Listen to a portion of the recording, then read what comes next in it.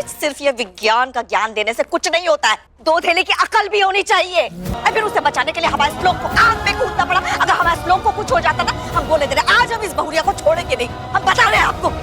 और नहीं तो क्या, माना कि उसका सारा ध्यान सिर्फ पढ़ाई में रहता है, लेकिन पढ़ाई के चक्कर में घर वालों की जान लेकर रहेगी क्या वो? हीरा, तुम्हें हमारे परिवार के मामले में बीच में बोलने की जरूरत नहीं है। लेकिन अंकल हम तो बस। तो गलत क्या बोल रही है? रत्ती भर की चिंता नहीं है उसे घर वालों की, और घर वालों को छोड़ो, अपने पति तक की चिंता नहीं है उसे। लेकिन मम्मी जी, हम गए थे अप्पू से मिलने, वो तो पढ़ाई कर रही थी, वो तो किचन में गई ही नहीं। तो फिर और वैसे भी आउट हाउस की किचन में कोई भी राशन का सामान नहीं रखा है। और हमारी बात हुई थी ना, आपने तो कहा था कि एक बार बस वो पेंट सूख जाए, उसके बाद हम किचन चालू करेंगे। हाँ तो गैस अपने आप चालू हो गई। अरे सरस्वती, हमें नहीं लगता कि अप्पू इतनी बड़ी लापरवाही कर सकती है। तुम गलत सोच रही हो।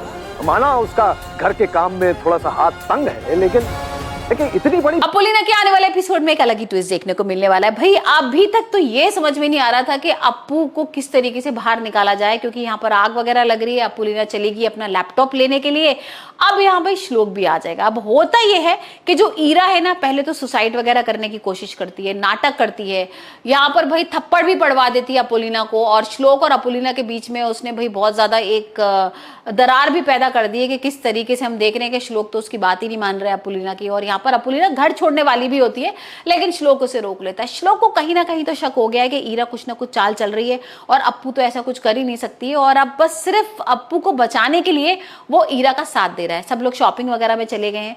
अपोलिना के लिए उसने सिलेंडर ब्लास्ट करने का भाई सोच लिया है कि मुझे यहाँ पर ब्लास्ट करना है और एकदम से आग लगेगी और वो जल के मर जाएगी। ऐसा कुछ होगा नहीं, क्योंकि यहाँ पर रूपा भी होगी। भाई हमने देख ही लिया ना कि शॉपिंग के लिए सब गए हैं। रूपा को ये समझ में आ गया कि भाई अगर मेरे हस्बैंड को पता लग गया कि मैं प्रेग्नेंट नहीं कभी हो सकती हूँ तो रिपोर्ट्स ले लेंगे। वो पहुंच जाती है हॉस्पिटल, और इसी वजह से वो तो रुक जाती है घर पर।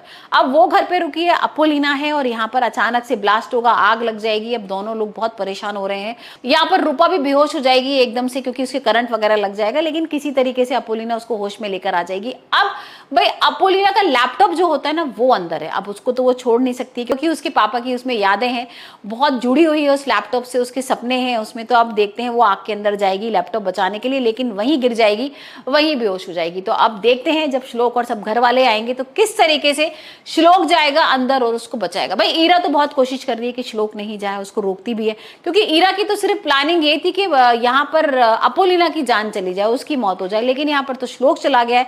तो अब देखते हैं श्लोक किस तरीके से अपोलिना की जान बचाएगा।